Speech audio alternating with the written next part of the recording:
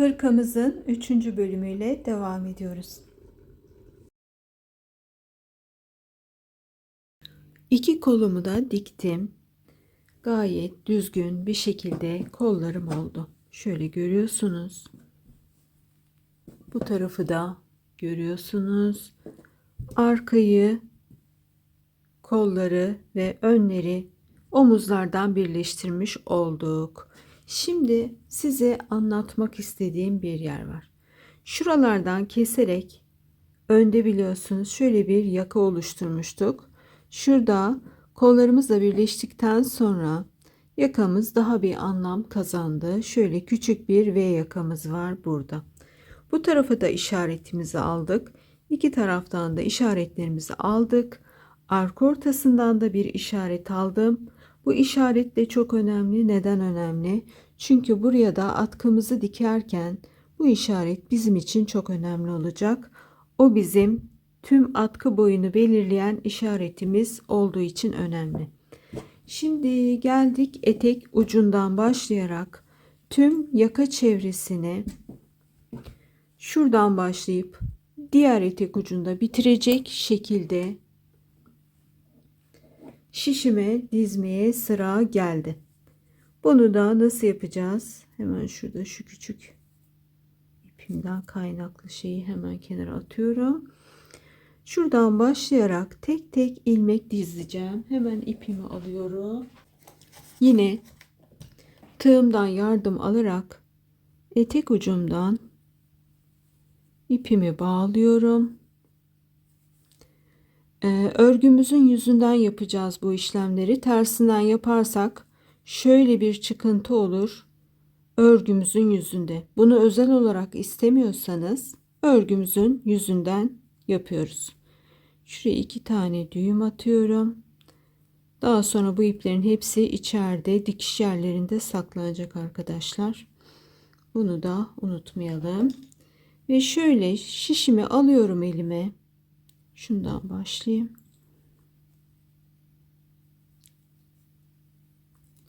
Burası bir ters bir yüz lastik olacak.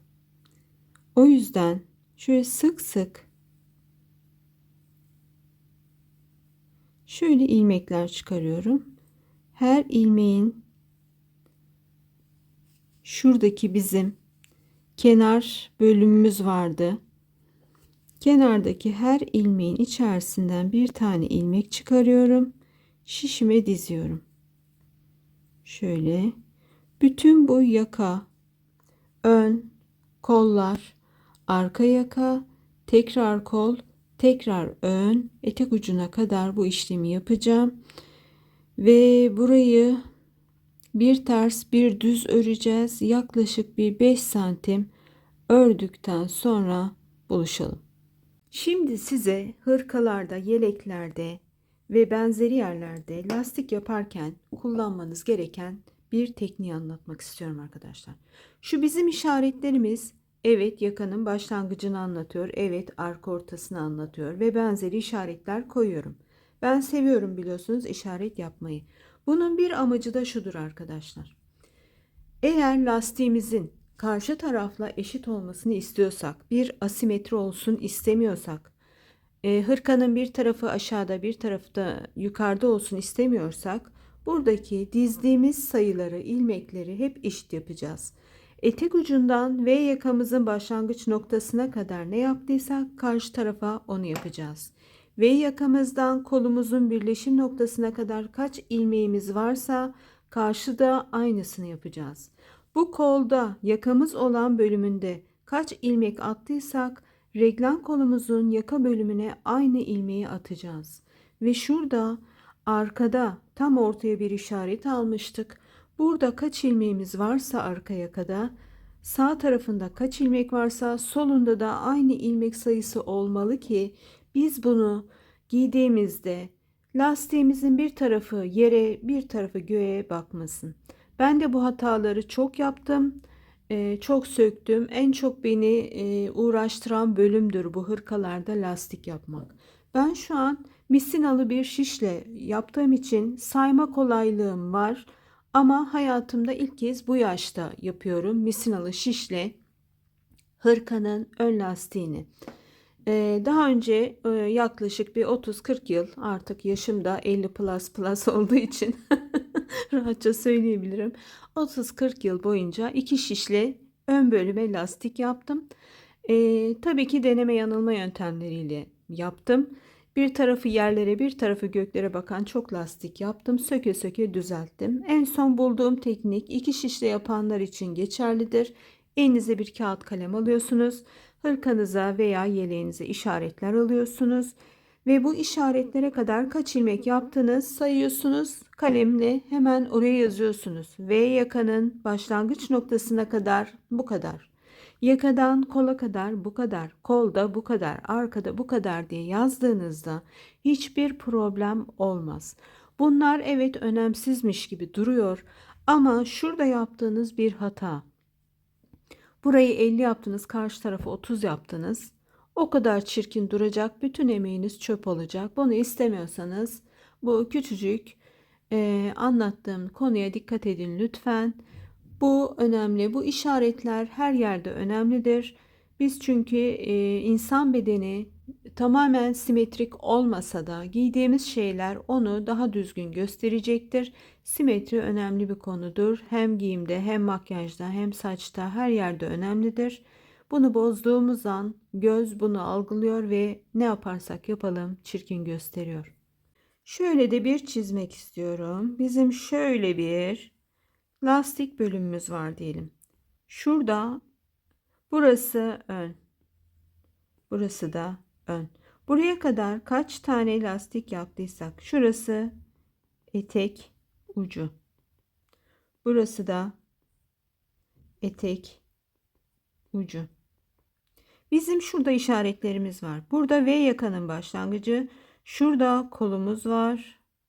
Şurada da kolumuz var. Şurada yine kolumuz var. Şurada yine kolumuz var. Şurası da arka ortası. Buradaki tüm ilmeklerimiz eşit olmak zorunda ki bizim güzel bir hırkamızın lastiği olsun. Şimdi hırkamızın ön lastik bölümünü de bitirdik. Ön lastik derken önler, kollarımızın tepesi, yaka bölümümüz ve arka yakadan bahsediyorum. Burada da farklı bir teknikle başlayalım. Hep aynı şeyi yapmayalım. Burada da şöyle parmağıma doladım. Şöyle bir yaklaşık 40 santim kadar bir ip var boşta ve parmağıma doladıktan sonra şöyle baş parmağımın üstünden geçiriyorum. Orta parmağımla tutuyorum ve şöyle şuradaki ipi alarak,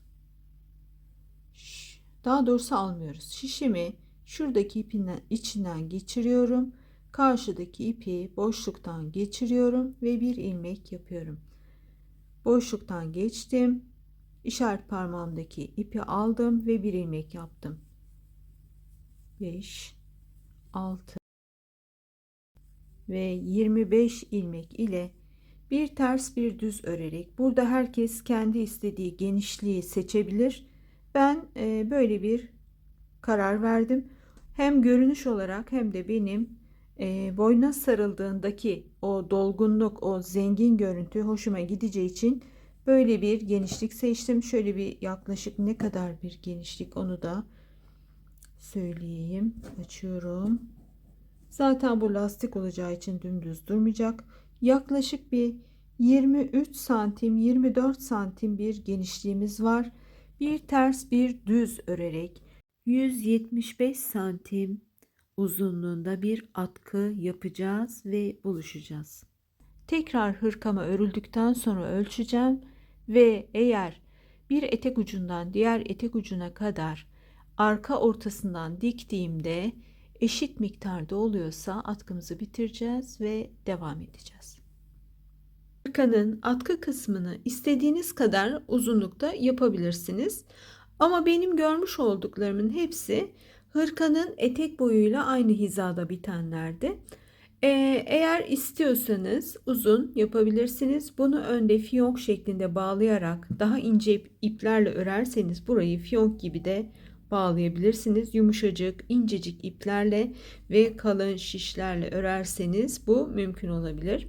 Benimki öyle olmayacak. Atkı gibi boğazımıza dolanmasını tercih edeceğim. Şu an atkımı da bitirmek üzereyim. Hala henüz şişimde ama şunu göstermek istiyorum. Etek uçlarından başlayarak şuradan da hemen etek ucundan itibaren görüyorsunuz, başlayarak güzelce hırkamın üzerine yerleştirdim. Arka orta işaretim hala yakada. Şuradan itibaren dikişimi yapacağım. Şuradan kolumun bittiği noktaya kadar yakama atkımı dikeceğim. Burada da kolumun bittiği noktaya kadar atkımı dikeceğim. Buradan itibaren atkım serbest bir şekilde etek ucuna doğru uzanacak. Şöyle bir görüntümüz olacak. Eğer istiyorsanız atkınızı yakanıza şöyle de çevireyim. Eğer istiyorsanız atkınızı yakanıza, atkının tam ortasından da yine bir işaret alıp iki işareti karşılıklı getirdikten sonra buradan çıt çıtla da birleştirebilirsiniz. İlik açarak yapabilirsiniz. Ben yine ilmek kaydırma yöntemiyle burayı birleştireceğim ve detaylarda buluşacağız. Şurada atkımın da ortasına bir işaret aldım. Arka ortasından yüz yüze gelecek şekilde birleştirdikten sonra şurada bir düğüm yaparak güzelce hırkamla atkımı birleştiriyorum. Ve başlıyorum yakadan. Önce bu tarafa doğru, sonra bu tarafa doğru ilmek kaydırma ile atkımı ve hırkamı birleştirmeye.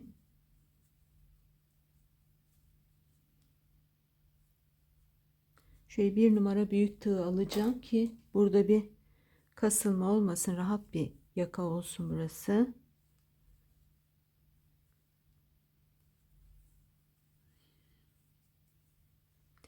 Böyle yaparak atkımın da görüyorsunuz buradan gözükmüyor birleştirdiğim bölüm ve birleştiriyorum, buluşuyoruz. Yakamızı da birleştirdik atkımızla. Nasıl yaptık? Arka ortasından ve atkımızdan orta işaret almıştık. İkisini güzelce birleştirdik burada. Kendi renginde hırkamızın kendi ipiyle birleştirdim. Burada birleştirdikten sonra ilmek kaydırma yaparak reklam kolumuzun öndeki noktasına kadar, birleşim noktasına kadar bu tarafı, daha sonra da diğer tarafa doğru burada yine reklam kolumuzun ön birleşim noktasına kadar geldik. Şurayı da temizleyeyim. Ve iplerimizi de içinde güzelce saklayıp düğümledikten sonra hırkamız bitiyor ve videomuz geliyor. Şöyle de dıştan görünüşünde göstereyim. Dıştan böyle bir görünüşü var. İçten de hırkamızı kapattığımızda şurada minik bir V yakamız açık. Eğer bunu yuvarlak yaka yapmak istiyorsanız tüm yaka boyunca dikmeniz gerekiyor. Ben burada sadece şuradaki dikişlere kadar yaptım, görüyorsunuz. Buradan itibaren böyle salık tutabilirsiniz atkımızı veya şöyle bağlayabilirsiniz. Arkaya doğru şöyle zengin bir boğazlı kazak görünümü de oluyor. Ve benim istediğim sonuçta bu oluyor. Şimdi detaylarıyla karşınızdayım. Şöyle sizinle birazcık loş bir çekim yapacağım. Çünkü ışığı tam ayarladığımda burada büyük bir patlama oluyor. Yuvarlak halkalar yüzünden ekran gözükmüyor. Atkılı hırkamızdaki detaylarımıza geldik arkadaşlar. İpim mohair ipti. Şişim 5 numara lastikte kullandım kolumda. 6 numara bedende ve ön lastikte kullandım. 7 numara hırkamın kol ve beden kısmında kullandım. 8 numaralı şişimi de atkıda kullandım. Böylece görüyorsunuz bütün şiş numaralarını denemiş gibi bir şey oldum. Tığ no ise 4 numara idi ve kilo 480 gram mohair ip kullandım. İpimden de şöyle bahsedeyim. Şöyle kilo ile almış olduğum iplerim vardı, yumuşacık, sıcacık. Şöyle de bir kalınlığı var. Görüyorsunuz. Şurada benim 7 numara şişimle kalınlığını bir kıyaslayalım beraberce. Şöyle bir kalınca bir ip. Çok da aşırı kalın değil. Orta kalınlıkta moher ip diyelim arkadaşlar. Her ipten olur. Benim elimde bu vardı. O yüzden onu ördüm. Şurada ben birazcık daha ışığımı ayarlayayım. Ve gelelim ön bedenimizi nasıl yaptığımıza. 100 ilmek yaparak başlamıştık ve 25 50 25 şeklinde ilmeklerimizi ayırmıştık. Daha önce altın o şiş ile lastiğimizi örmüştük. Lastiği ben 5 6 7 santimlerde değişik değişik yaptım. Önde farklı, etek ucunda farklı, kolda farklı yaptım. Koldaki en geniş olan lastik. Daha sonra ayrımlarımızı yaptıktan sonra 40 santim yukarıya kadar dümdüz artış yapmadan ördüm. Ve buralarda kolda şöyle işaretler koyayım. İşaretler yaparak önce sağ bedenden örerek yakamızı yaptık. Daha sonra diğer ön bedenimizi yaptık. Daha sonra da arka bedenimizi yaptık. Arka bedenimizin genişliği şuradan şuraya 26 santim kalana kadar ördüm ve dümdüz bir şekilde yakayı kestim. Şuradaki üçgen görünen bölümler bizim kol evlerimiz ve ben burada lastikte 6 bedende 7 numara şiş kullanmışım arkadaşlar. Gelelim kolumuza. Kolumda lastiğimi ben 5 numara şiş ile örmüşüm. Birazcık daha böyle kolu sıkan ve lastik gibi görünen bir lastik olsun istedim. Çünkü ipim tüylü olduğu için pek lastik gibi gözükmedi. Ve 25 ilmek ile başlamışım. Dümdüz örmüşüm. Şuradaki bölümlere kadar dümdüz ördüm. Burası da bizim dirsek üstümüz. Yani dirseğim benim aslında şurada kalıyor. Şöyle noktalar yapayım. 2 ya da 3 parmak yukarıdan dirseğimin üstünden başladım ve sağlı sollu artışlar yaptım. 5 tane ilmek bu taraftan 1 2 3 4 5 1 2 3 4 5 tane de bu taraftan artışlar yaparak kol altı noktama geldim ve daha sonra da her sırada yüzünden bir eksilterek yakaya geldim. Burada da benim şuradaki bölüm eksilte geldikten sonraki bölüm 14 santim. Kol evim 22 santim. Şuradaki kol evlerimin hepsi 22 santim. Eşit olmalı ki biz burada kollarımızı birleştirdiğimizde bir sorun yaşamayalım. 1-2 santimde belki yedirebiliriz, sorun yaşamayabiliriz. Ama yedirdiğimiz bölüm, geniş olan bölüm kolda olursa iyi olur, bedende olursa kolumuz çirkin gözükecektir. Bu detayı da atlamayalım arkadaşlar. Şimdi bakıyorum başka nerede bir eksiğimiz var. Kolu da yine 7 no şiş ile ördüm. Ve geldik atkımıza. Atkıma 25 ilmek yaptım. Ve bir ters bir düz örerek 8 no şiş ile ördüm. Ve 175 santim ördüm. Burada atkı herkesin kendi istediğine göre değişir. Uzun istiyorsanız uzun, kısa istiyorsanız kısa yapabilirsiniz veya hırkanızın tam etek hizasında bitmesini de sağlayabilirsiniz. Benim atkım etek hizamda bitiyor. Atkımın genişliği de 24 santim. Ve geliyorum. Göğüs çevresi 100 santim. Uzunluk omuzdan itibaren 64 santim.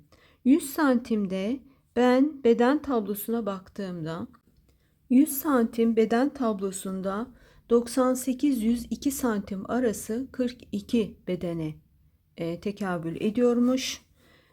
Burada ben 98 santim tam bir 42 beden ama ben bunu 38 beden için ördüm. Ben bol olmasını istiyorum. Burada artışları ipinize, şişinize ve zevkinize göre yapıyorsunuz. Ve şuraya da hemen bedenimizi de yazalım. 40 42 diye yazıyorum. 40 için tam ideal. 42 için birazcık böyle üstüne yapışan bir beden olur. Onun için şunu yazmayı tercih edeceğim. Bu 40 beden için çok güzel bir hırka. Ve 38 için de bol bir hırka. Ben bol seviyorum. O yüzden benim için iyi bir ölçü. Şöyle de yapayım arkadaşlar. Atkılı hırkamızın detaylarının resmini çekmek isteyenler için.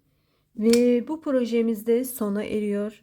Dilerim hoşunuza giden, işinize yarayan bir model olmuştur. Keyifli günlerde giyersiniz. Sağlıkla, sıhhatle, afiyetle. Çok teşekkür ediyorum. Hoşça kalın.